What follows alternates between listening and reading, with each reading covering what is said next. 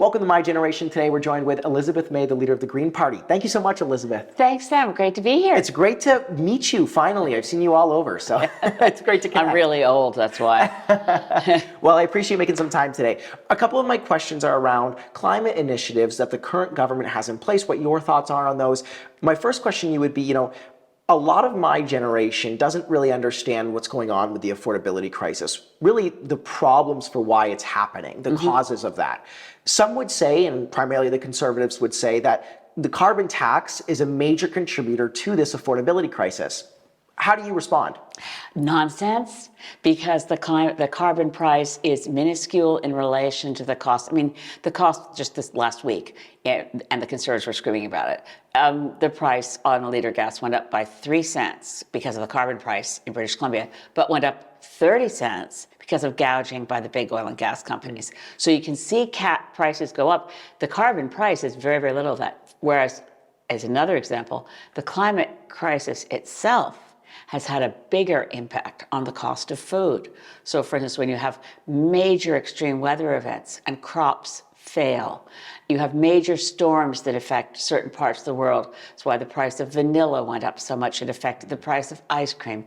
Recently at Easter, people were noticing, whoa, look at the price of a chocolate bunny for Easter morning. Well, that has to do a lot with cacao production in places like Sierra Leone, hit with extreme weather events from the climate crisis. So the climate crisis drives up the price of food, droughts, floods, storms. Can I play a little bit of devil's advocate? Because I've seen some YouTube videos, and I'm curious to know what you think about this. Some YouTube videos say that, well, the carbon tax charges farmers, and then it charges their transport to the grocery store, and then the distributor charges the carbon tax on top of that, and then we're paying tax on top of that. How do you respond to those concerns? Is that the case?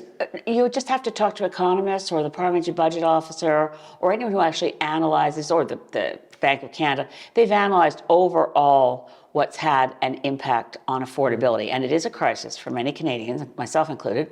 I barely can afford my apartment that I rent. It's very hard to see prices go up. And it's easy to find a simplistic solution and blame that guy, especially when someone like Pierre Poilievre is saying, blame that guy.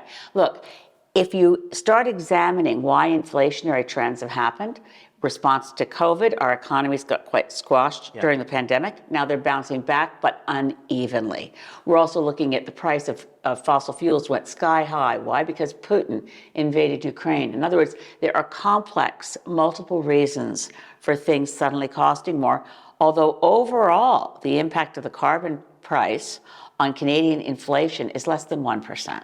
It's not a big factor. No expert will tell you it's a big factor.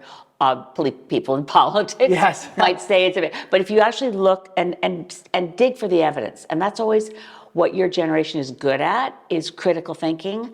And when you get something that comes at you, it's like a media claim, disinformation, learning how to separate out what you get. Learn how to decipher that. Exactly. Can you find a source? Can you find a source that's published in a peer-reviewed journal? Can you find something that people who've actually studied this subject and don't just jump to conclusions? Right. We had a debate in Parliament a couple of weeks ago where the Conservatives were claiming that the price of butter had gone through the roof in Canada because of carbon pricing. So it didn't take me long. I started Googling, what's the price of butter in the United States?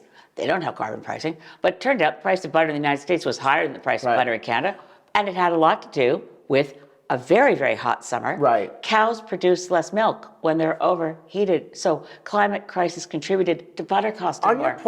I'm curious, on your point about the war in Russia and Ukraine really raising the price of fossil fuel energy, that's definitely a fact. I'm curious, do you feel that Canada could step up in some way with delivering potential LNG exports to countries that are currently buying from Russia, help end the war, and also defund Russia's GDP? No, I would say, look, we have to do a lot more for Ukraine. We stand very solidly with Ukraine. The president of Ukraine, President Zelensky, said whatever one does in the response to Putin's invasion of Ukraine, don't stop working on the climate crisis. And as one of the leading scientists in Ukraine said, the root cause of the climate crisis and the war in Ukraine is the same. It's fossil fuels. So yes, stop using Russian oil. stop using oil altogether. Where can Ukraine or those countries that are buying off of Russia right now find other forms of energy? Well, Is renewable there yet to supply that? Yes, and in the EU, because they have connected their electricity grid. Now, these solutions aren't easy, and I don't want to give you short answers, but connecting our electricity grid in Canada would be very, very important. Right now, we have a lot of abundant clean hydro in Quebec, but we don't have the grid to connect it to, say, Nova Scotia, right? Not far away. Whereas in the EU, they have connected their electricity grids such that renewable energy has gone up tremendously in the European Union since Russia invaded Ukraine. They've cut their supplies to Russia. They don't want to be buying Russian oils. They're moving off oil more quickly. They're moving to wind and solar. And when you use your grid like a battery, you manufacture as much renewable energy as you can. When the sun's shining, you're using as much solar as you can. When the wind is blowing, you use as much wind. And what's excess, push it into the grid, push it into the grid, pull it out when you need it. Now, this sounds, I'm making it simpler than it is to connect a grid. But the EU, with 27 separate nation states, has done a better job connecting its grid than Canada with 10 provinces, 3 territories, and 1 federal government. We should be able to think this through. So you think the reason I said no quickly, I'm sorry, Steph, the reason I said no to LNG is most LNG in Canada is coming from fracked gas, and fracking, which is basically fracturing the earth, and you're trying to get out natural gas that's trapped in shale. Sometimes it's called shale gas.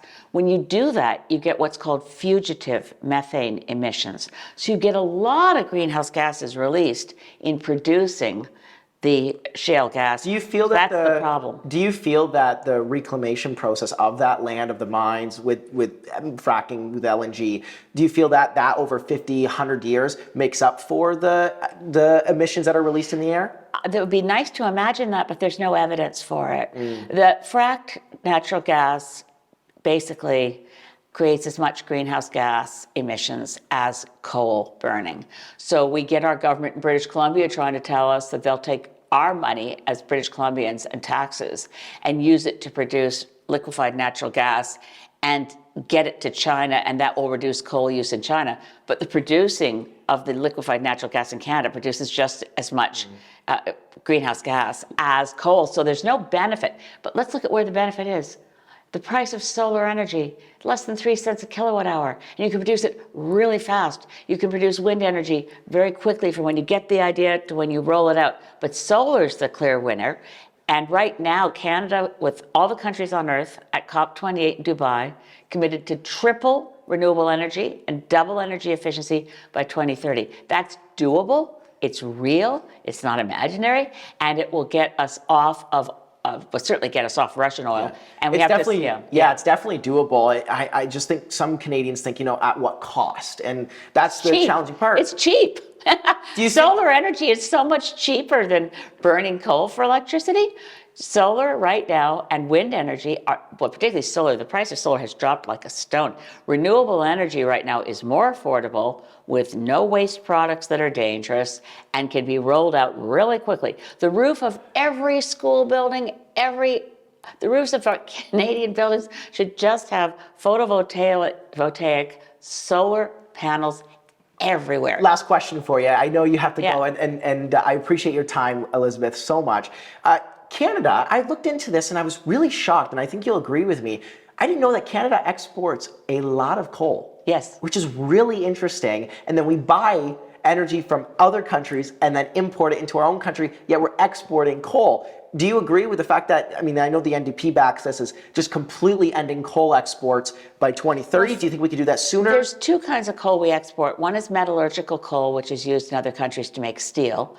We're focusing on thermal coal which is sent overseas to burn for electricity. We want to ban all thermal coal exports. But by the way, Canada exports more oil and gas. Canadian oil and gas, we believe, should be used in Canada. We would stop all imports of foreign oil from Saudi Arabia or Nigeria. We import fossil fuels to Canada while we export a lot of fossil fuels, mostly to the United States. And that just seems a little backwards to me. Well, we'd have to look at the whole picture, and it's easy to pick one thing out of the blue and say, well, look at that, that's bad. We need to think about how do we take our whole economy, create more wealth and more jobs while not relying on an energy source that is threatening our survival. I mean, Greta Thunberg, but talk about youth and genius. Greta Thunberg is absolutely right. We have to act like our house is on fire, because it is. And there are solutions, but we have to move quickly. Elizabeth May, thank you so much for joining my generation. I appreciate it. I wish I could join your generation. We need a time machine. That's a great way to cap it off. Thank you. Thank you. Okay, yeah, I'm a